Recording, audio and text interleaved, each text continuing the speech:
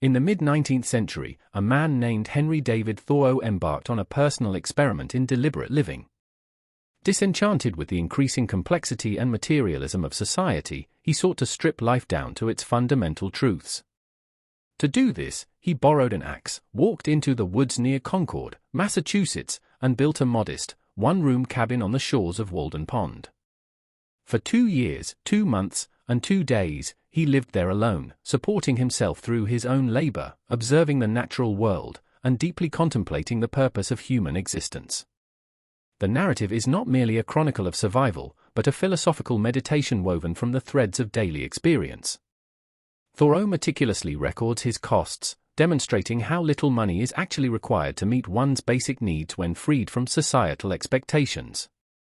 He describes the process of constructing his shelter, planting a bean field, and the quiet rhythm of his days, which were filled with reading, writing, walking, and observing.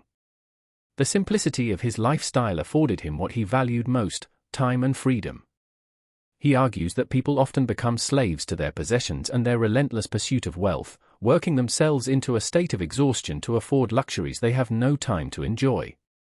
By contrast, his life at Walden was an exercise in economy, not of money, but of life itself, aiming to suck out all the marrow of it. Nature is not just a backdrop for this experiment, it is the central teacher. Thoreau becomes a meticulous student of the pond, the woods, the animals, and the changing seasons. He measures the depth of Walden Pond, charts the melting of the ice in spring, and listens to the distinct voices of owls, loons, and chirping crickets. These observations are never purely scientific, they are always pathways to larger insights. The ant war he describes becomes a commentary on human conflict. The thawing clay of the railroad cut sparks a reflection on creativity and inner vitality. The pond itself, clear and deep, becomes a mirror for the soul, symbolizing the transparency and depth to which a person should aspire. Throughout his stay, Thoreau engages with visitors and reflects on the village life from which he has stepped back, not fully retreated. He receives guests in his cabin, from simple woodcutters to philosophers, and these interactions serve as counterpoints to his solitude. He criticizes the herd mentality of society, the blind adherence to tradition, and the neglect of individual conscience.